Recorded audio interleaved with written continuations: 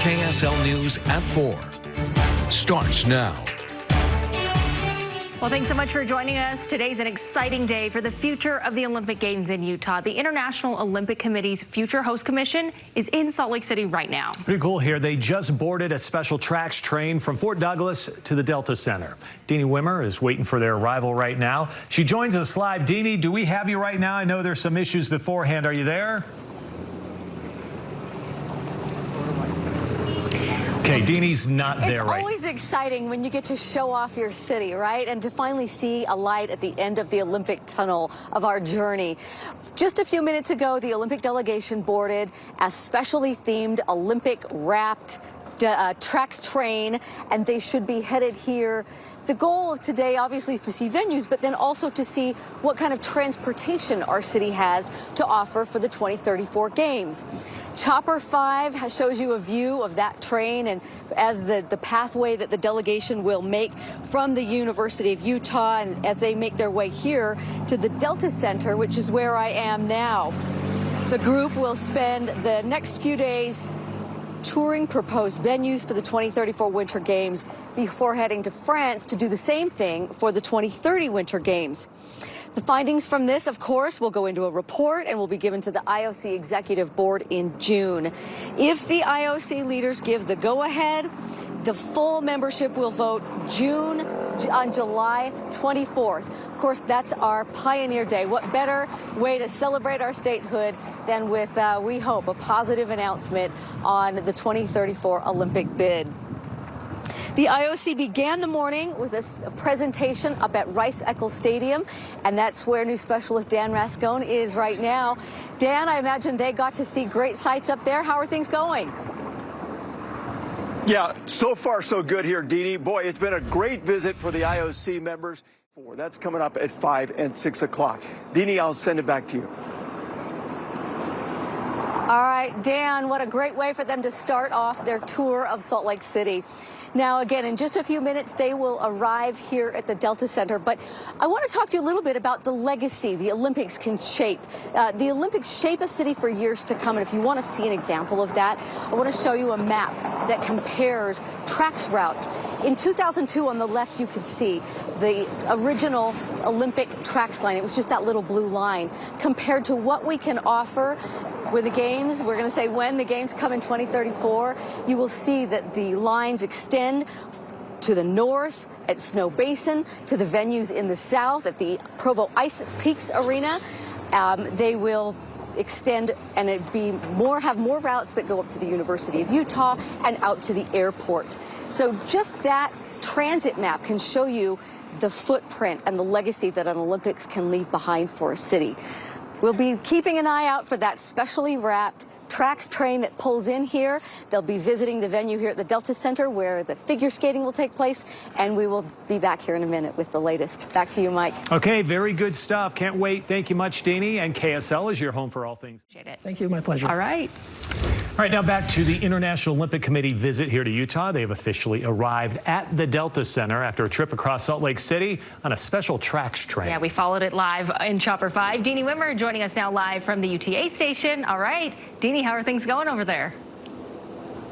All right, things are going. They're on the move. They're almost here. Not quite. We know that the train is just up on the next block, but you can see on the platform in back of me, there's a police presence, security, UTA, there's dogs, there's news media, so a lot of anticipation for this delegation.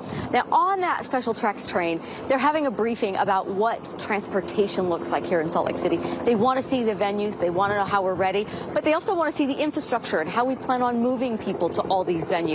So coming up at 4:45, we're going to talk to UTA, see what's in store for the next 10 years for their transportation plans, and we'll report back. We'll see you then. All right, Deanie, looking forward to it.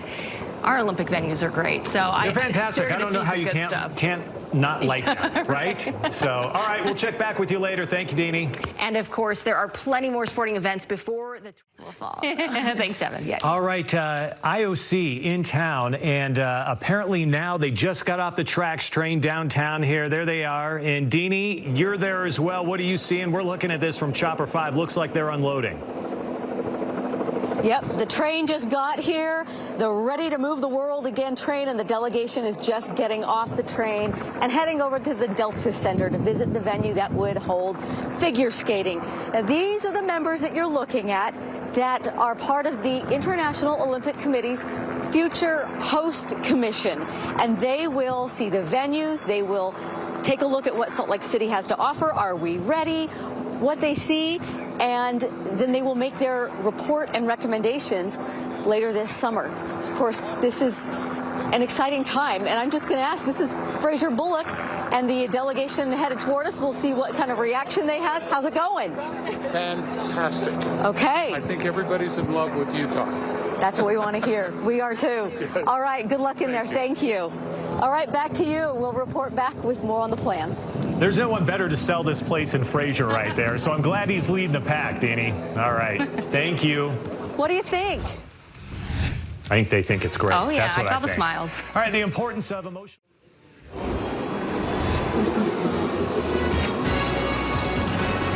All right, coming up, we've got an update on what the Olympic delegation heard about our transportation system, and I stopped one of them. I'll tell you what he said about seeing our city coming up.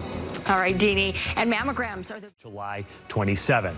All right, the Olympics aren't always going to be in Paris, right? It moves from city to city to city, and it might just be coming to our city in 2034. So if Salt Lake is selected, we're going to have to be prepared sooner than later. Deanie Wimmer joins us now live with the UTA Executive Director to talk about public transit and the role that this will play in hosting future games. Deanie? That's right, Ashley. Executive Director Jay Fox from UTA just gave the delegation a briefing on how UTA plans to move the masses. What are the key points you talked about?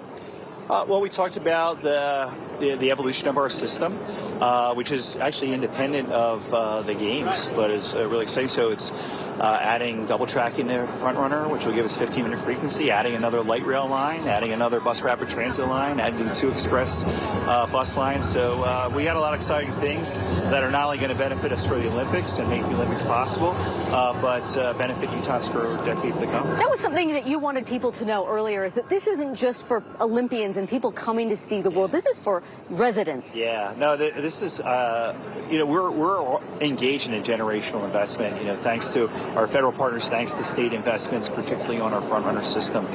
This is going to benefit, kids, adults for many years to come. And that's the exciting thing I always like when I see students moving, is knowing that they stay on transit after they use their passes. And I'm thinking they're going to get the benefit of this for well beyond 2034. How did the delegation respond? What sort of questions did they ask that would gauge your interest? Yeah, no, I think they wanted to know how the system moved, how it connected together, how we connected to our bus network. What it cost? Yeah, they talked a little bit about cost, but they were really more concerned about how we move people. Right, I mean, which is our mission, which is we move you. So, they asked about fare. I promised I wasn't going to charge them a fare today, so it's all good. All right. Well, thank you. At least we got a vibe, and we were able to talk with somebody who got off that tracks train. He said, gave us the symbol. It was encouraging, and that he was so impressed so far with the people. Right now, they're in the Delta Center taking a look at the venues for ice skating and short track, and we will give you an update at 5 o'clock on their next stop. See you then. All right, Deanie, great reporting out there. Hey, he didn't charge them, so hopefully they're happy with the free ride. Yeah, well, can you imagine? All right, confident. It's going to be $3. I'm sorry. It's going to be $3. Funny. I think I'm really, yeah. All right. Hey, great day to be on public transit. Changes. I'll have it for you in a couple of minutes. The spirit is still the games from 2002, and it is still here, and we see it, and the concept is exceptional. International Olympic Committee here in Salt Lake right now, getting eyes on our bid to bring the Olympics back to Utah. It is one of the very last steps before the committee takes a vote on whether or not to award us the 2034 games. We have live team coverage for you tonight. Deanie Wimmer and Dan Rascone, both there as the IOC has been checking out our preparations here. Deanie, you are anchoring our coverage tonight. Let's start things off with you. The delegation's on the move, Mike. They just left the Delta Center here, walked across the street to that parking lot, which will be the venue for the Olympic Medals Plaza and the big air competition. They told us they're headed to the Salt Palace. So a walking tour kind of through the heart of downtown on what is a lovely spring day out here. Just before that, they got a taste of what kind of public transportation we can offer. And it was kind of cool. UTA rolled out this special Olympic-themed wrapped bus that said, "Ready to move the world again." The IOC members came down from the University of Utah aboard that TRAX train, and they heard the presentation because transportation is a huge factor in the ability to move masses of people, and that's what this delegation wants to know can happen before they award the Games in 2034. 2002, we were largely a bus network. We just started our TRAX operations, and by 2030, and certainly by 2034, we're going to have another light rail line, so we'll have 3 light rail lines altogether. So you can hear those are big plans coming up in the next 10 years. Public transportation has come a long way since the 2002 Games, and you can see it in this map side by side. Look at the 2 TRAX lines 20 years ago. Now there's a vast network that will have expansions to TRAX, to Frontrunner, and bus routes. The IOC has a couple of busy days here, taking in all the sites and the venues. They'll move to the mountains soon. Dan Rascon was with them where they started their day up at Rice-Eccles Stadium.